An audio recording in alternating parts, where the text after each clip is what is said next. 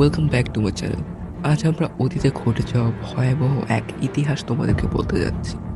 আজ আমরা মানব ইতিহাসের সবচেয়ে মারাত্মক মহামারীগুলোর একটি এক্সপ্লোর করতে 20 শতকের শুরুর দিকে ফিরে যাচ্ছি। মহামারীটির নাম স্প্যানিশ।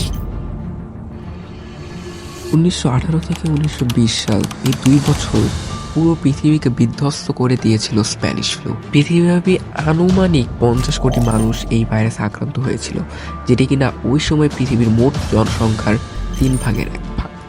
ভাইরাসটির নাম স্প্যানিশ ফ্লু হলেও এর উৎপত্তি কিন্তু স্পেনে নয়। প্রথম বিশ্বযুদ্ধ চলাকালীন অধিকাংশ যুদ্ধে জড়িত ইউরোপের দেশগুলোর নিউজ চ্যানেল গভর্নমেন্টের নিয়ন্ত্রণ করছিল, তাই সেই সকল দেশগুলোর নিউজ চ্যানেলে এই মহামারীর ব্যাপারে তেমন কিছুই বলা হচ্ছিল না। তবে স্পেন যুদ্ধে জড়িত না হওয়ায় তাদের সংবাদ মাধ্যমগুলো প্রতিনিয়ত H1N1 ইনফ্লুয়েঞ্জা বা যাকে এখন আমরা স্পেনিশ ফ্লু বলে ডাকি তা নিয়ে সতর্ক করতে থাকে, এবং স্পেনের রাজারও স্পেনিশ ফ্লু হয়ে যায়, যার ফলে অধিকাংশ মানুষই ভেবে নিয়েছিল যে রোগটির উৎপত্তি হয়তো স্পেনেই হয়েছে। ফলস্বরূপ এই মহামারীর নাম হয়ে যায় স্পেনিশ ফ্লু। এখন তাহলে প্রশ্ন আসে যে ভাইরাসটির উৎপত্তি হলো কোত্থেকে? তাহলে উত্তরটি হচ্ছে ইউএসএর একটি মিলিটারি ক্যাম্পে এটি সর্বপ্রথম ধরা দেয়। তখন থেকে ওয়ার্ল্ড ওয়ার 1 নিয়োজিত সৈন্যদের মধ্যে ভাইরাসটি দ্রুত ছড়িয়ে পড়ে। যেহেতু যুদ্ধে নিয়োজিত সৈন্যরা মহাদেশ জুড়ে ভ্রমণ করেছিল, তাই ভাইরাসটি ইভেনচুয়ালি ইউরোপ, এশিয়া এবং আরও নানান দেশে ছড়িয়ে গিয়েছিল।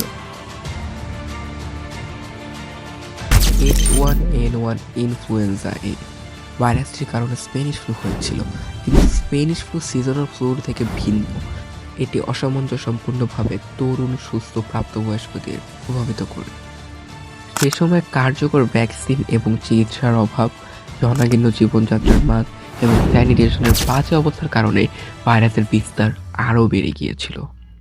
মৃতের সংখ্যা বেড়ে যাওয়ায় বিভিন্ন দেশের সরকার এটি নিয়ন্ত্রণের জন্য বিভিন্ন ব্যবস্থা প্রয়োগ করেন, যার মধ্যে রয়েছে কোয়ারেন্টাইন, আইসোলেশন এবং মাস্ক পরা বাধ্যতামূলক করে দেয়।